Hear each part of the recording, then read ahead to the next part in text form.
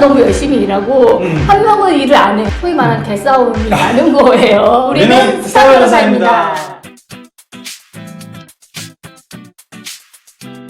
네, 스타 변호사입니다. 오늘은 스스법 2탄 오늘의 주제 말씀해 주시죠. 네, 지난번에는 창업의 3요소 중에 아이템, 사업 모델에 관련된 걸 검토했는데요. 이번에는 더 중요한 네, 사람이 더 중요하죠. 네, 창업하고 나서 망하는 게 사람 때문에 망하는 경우가 아주 많습니다. 맞아요. 그래서 오늘은 사람에 관련돼서 중요한 법률 리스트를 콕콕 찍어드리도록 하겠습니다. 스타트업에서 이제 사람들이 각자의 맡은 바 역할이 있을 텐데 어떻게 그러면 나눌 수가 있을까요? 첫 번째는 이제 파운더. 파운더. 네, 그 회사를 설립하는 창업 멤버, 뭐 주주, 회사라면 이제 주주가 되겠죠. 그 다음에 이제 회사를 운영하는 임원, 아, 임원. 대표이사, 이사, 감사, 그리고 마지막으로 이제 일을 하는 스텝, 직원, 근로자. 이렇게 세 가지로 나눠서 각각의 중요한 법률 이슈들이 있거든요. 일단 개인 사업하고는 좀 구별을 해야 되겠네요. 맞아요. 개인 사업에서는 사실 오너가 곧 뭐 대표자, 사장 겹쳐 있잖아요. 그렇죠. 네, 그걸 좀 구분하는 거네요. 네, 그래서 저희는 일단 회사를 설립했을 때 회사를 기준으로 이제 살펴볼 예정입니다. 흔히 이제 동업을 하는 경우 많잖아요. 네. 동업자 사이에서 문제되는 것들, 주의할 만한 것들 어떤 게 있을까요? 일단 제가 제일 먼저 강조드리고 싶은 거는 반드시 동업 계약을 체결하라는 것입니다. 안 하면 저희 이제 망할 가능성이 되게 높다고 저는 말씀드리고 싶어요. 왜 그렇죠? 잘 되는 경우 있지 않아요? 아니요. 잘 되면 잘 되는 대로 망하고 싸우고요. 또 안 되면 안 되는 대로 서로 못했다고 싸워요. 계약을 미리 써놓으면 일단 그 분쟁은 상당 부분 예방할 수 있고요. 맞아요. 분쟁 해결의 기준이 될 수 있다. 네. 그렇기 때문에 동업계약서가 중요하다는 거. 여기까지는 잘 이해가 됐습니다. 네. 그럼 구체적으로 어떻게 그럼 작성해야 되는 건가요? 키포인트로 한번 4가지 정도를 짚어보면 첫 번째로는 지분율에 관한 사항. 보통 이제 많이들 생각하시는 게 n분의 1? 그러니까 뭐 5대5 두 명이면 이런 얘기 많이 하잖아요. 절대 네버 안 된다고. 왜 그렇죠? 둘이서 하면서 만약 50대 50으로 간다라고 하면 의사결정이 안 돼요. 합의가 안 되면. 맞다. 네. 그러니까 과반수 이상의 어떤 지분을 가진 사람이 아무도 없으니까. 네, 맞아요. 서로 의견이 엇갈렸을 때 아무것도 못한다는 맞아요. 얘기예요. 그래서 단 한 주라도 한 사람이 더 많이 가져와야 됩니다. 그럼 결국은 리더가 있어야 된다는 말이네요. 맞아요.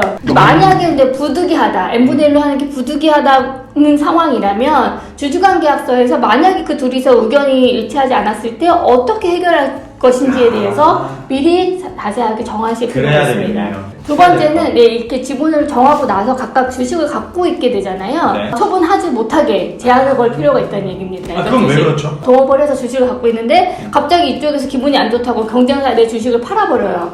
그러면 갑자기 주주가 바뀌게 되는 그런 일도 발생하나요? 실제로 제가 최근에 한 사례 중에서요. 주주간 계약서를 되게 잘 못 썼어요. 주식을 처분에 대한 제한을 정하지 않았거든요. 네네. 그러면 기본적으로 주식은 자유롭게 처분할 수가 있어요. 그러니까 이쪽에서 갑자기 경쟁사한테 나 주식을 팔겠다고 협박 아닌 협박을 하면서 되게 비싸게 팔아달라고 요구가 온 거죠. 이 주식이 경쟁사에 넘어간다면 그 경쟁사가 갑자기 이 회사의 주주가 되면서 그러겠네요. 의사결정이 막 관여하고. 네, 관여하고 뭐 열람 증사 이런 비밀을 다 빼갈 수도 있고. 그럴 수도 있고 되게 위험한 상황이거든요. 그래서 기본적으로 처분을 제한을 해야 하는 필요성이 있고요. 그리고 하더라도 내가 먼저 살 수 있는 우선 매수권. 그리고 처분하더라도 같이 팔 수, 내 것도 같이 팔아줘 하는 태그 언론. 전문적인 거 나옵니다. 나오네요. 그 다음에 이제 최대 주주 입장에서는 내가 팔고 싶은데 버텨도 문제거든요. 네네. 그래서 드래그 언론이라고 해서 야 너도 같이 팔아 라고 해가지고 같이 팔 수 있는 권리를 정하는 거. 강혜민 변호사님이 뭐 이런 거 너무 잘 아시니까 맡기시면 됩니다. 그러면 세 번째 또 네. 정해야 될 또 중요한 사항 어떤 게 있습니까? 그 각자의 역할, 책임을 명확하게 정하실 필요가 있어요. 각자의 책임을 명확히 한다. 구체적으로 이게 동업을 하는데 한 명만 너무 열심히 일하고 한 명은 일을 안 해요. 충분히 있을 수 있잖아요. 프리라이더 이런 일이 많이 발생해요. 또 의외로 계약서에서 각각의 역할을 명확하게 정하는 거죠. 그러니까 그런 걸 또 구체적으로 정해서 그거를 위반하면 이제 계약 위반이 되는 거고 위반에 따른 책임을 물을 수 있는 거죠. 변호사들이 계약서를 항상 작성할 때 고민하는 게 위반했을 때 어떤 제재를 가할 것인가. 네. 이걸 좀 디테일하게 적으면 좋겠네요. 그게 바로 마지막 네 번째 위반 시 조치를 구체적으로 정해야 되고요. 특히 제가 이제 주주간 계약서에서 강조하고 싶은 거는 위반할 때 주식을 팔고 나갈 수 있게 아니면 내가 주식을 사고 내보낼 수 있게 그게 이제 풋옵션, 콜옵션이라는 개념이 여기서 또 이제 어려운 아, 영어가 옵션, 나오는데요. 옵션. 네, 그러니까 만약에 둘이 또 이제 동업을 했는데 문혁 변호사가 되게 일을 못해 막 실제로 그러진 않아요. 네, 그냥 저 프리라이더. 프리라이더. 프리라이더인데 내가 너무 열받아. 그래서 도저히 같이 동업을 네. 못하겠다라고 했을 때 두 가지 옵션이 있는 거죠. 풋 옵션이라는 건 내가 팔고 나갈게. 야, 내가 너한테 팔고 나갈게. 너 혼자 알아서 해. 이렇게 하는 게 풋 옵션이고요. 아니면 얘를 내보내고 싶어. 야, 콜. 콜. 내가 네 살 거 테니. 줘. 여기서 또 중요한 게 가격이죠. 가격 그러겠네요. 그쵸? 주식 뭐 한 주당 얼마 네, 이 네. 가격을 잘 정해놔야 될 것 네, 같아요. 맞아요. 그거는 이제 뭐 정하시기 나름이기는 해요. 그래서 보통은 내보내는 그런 뭔가 제재성 개념이기 때문에 액면가로 많이 정하고요. 아, 액면가. 제가 했던 고객 중에는 무조건 잘못하면 빵원. 오 진짜? 빵원을 내보내라. 아, 뭐 유효하는 겁니까? 유효합니다. 저도 이제 송무를 주로 하는 변호사긴 하지만 결국 소송까지 갔다는 거는 뭔가 계약서상 위반됐을 때, 뭐 손해배상 청구든 뭐든 하는 건데 계약서가 애매해버리면요 나중에 재판할 때도 너무 어렵습니다. 너무 어려워요. 네, 제가 꼭 이걸 강조드리고 싶은 게 경영권 분쟁이 한번 발생하잖아요. 그러면은 진짜 모든 것을 걸고 싸우는 거예요. 그쵸. 일단 형사고소는 기본이고 기본 서로 맞고서 하고요. 그 소송 비용 내면서 회사가 점점 망해가겠네요. 그쵸. 진짜. 아까 혜미 변호사님 처음에 말씀하셨잖아요. 네, 왜 그렇죠? 잘 되는 경우 있지 않아요? 아니요. 잘 되면 잘 되는 대로 망하고요.